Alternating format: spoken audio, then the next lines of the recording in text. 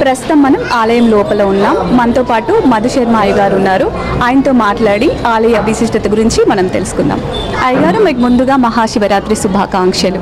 మా ప్రేక్షకుల thank you అయ్యగారు. మా ప్రేక్షకులకు అయ్యవారి విశిష్టత గురించి వివరించండి.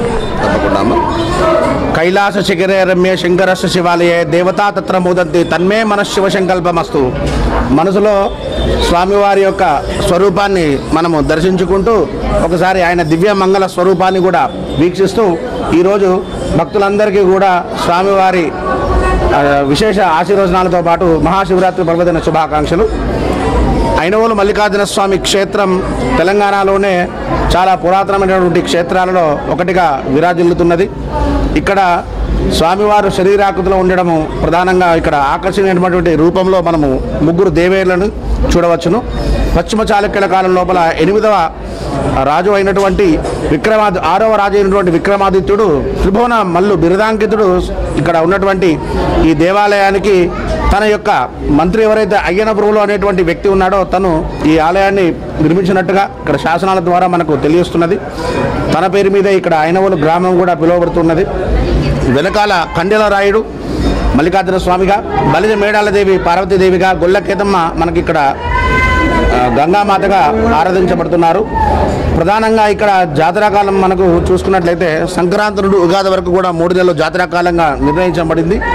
శివరాత్రికి పాంచానిక కార్యక్రమము శైవాగమోక్తంగా అత్యంత భక్తి శ్రద్ధలతో ఇక్కడ మనము 9 వాహన సేవల మీద స్వామివారిని ఊరేగిస్తూ 5 రోజుల కళ్యాణ స్వామివారిని మనం ఇక్కడ నిర్వహించుకుంటూ ఉంటాము.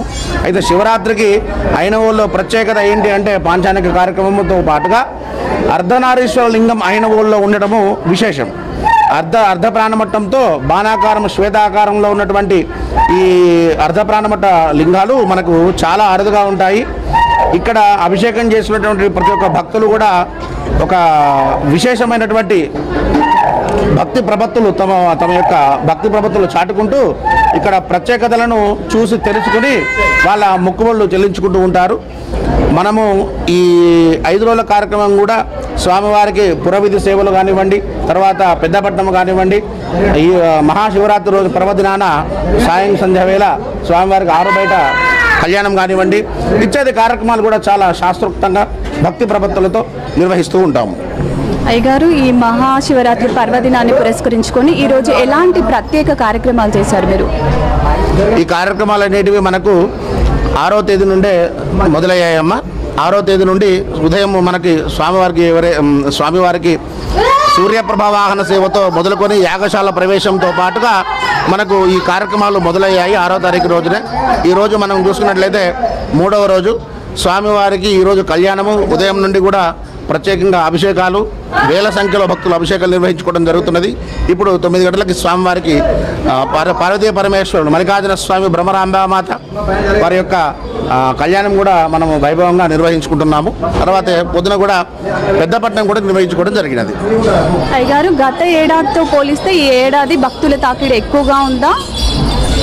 ఖచ్చితంగా ఎక్కువగానే ఉంది. వాస్తవానికి భక్తులు మనకు 3-4 గంటల వరకు మాత్రమే అభిషేకాల్లో పాల్గొనేవారు.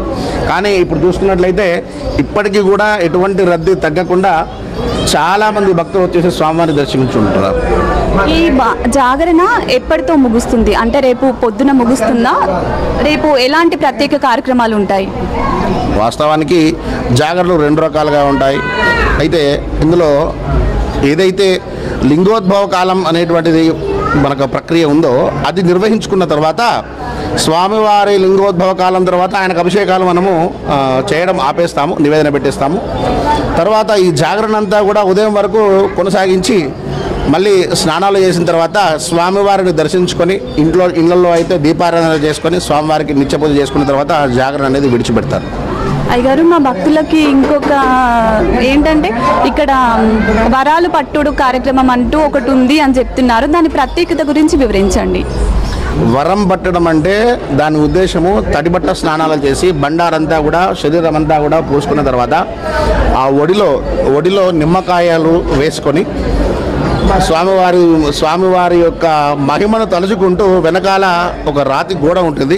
ఆ రాతి గోడను ఇలా పట్టుకొని స్వామివారికి తమలో ఉన్నటువంటి బాధను చెప్పుకుంటూ నాకు సంతానం కావాలి స్వామి, నాకు గర్భదోషాలు ఉంటే ఏదైనా ఉంటే వాటిని తొలగించేసేసి పుత్ర సంతానం కానివ్వండి, పుత్రికా సంతానం కానివ్వండి అని చెప్పేసి స్వామివారిని వేడుకోవడమే వరం పట్టడము అంటారు. వరం పట్టడము అంటే స్వామివారు వరం ఇస్తే, వీళ్ళు వేడుకునేటువంటి ఆ పద్ధతిలో స్వామివారు వరం ఇస్తే కనుక నేను పట్టేసుకుంటాను అనేటువంటి ఆ ప్రక్రియ ఏదైతే ఉందో దాన్ని వరం పట్టడం అని అంటారు.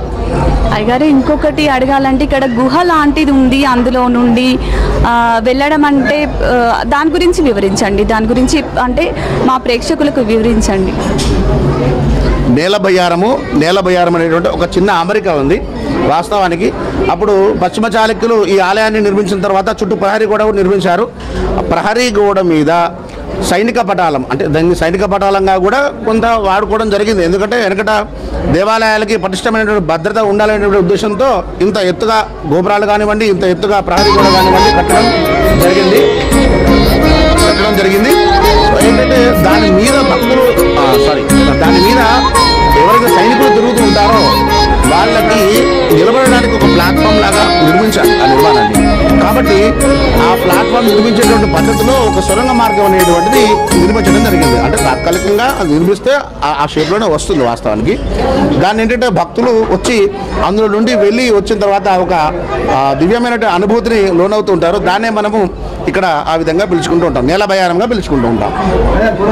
ఆలయ ప్రతిష్టత గురించి, మన అయ్యవారి ప్రాముఖ్యత గురించి మన అయ్యగారు చాలా చక్కగా వివరించారు. ఈ కార్యక్రమాన్ని మనం ఇలాగే కొనసాగిద్దాం.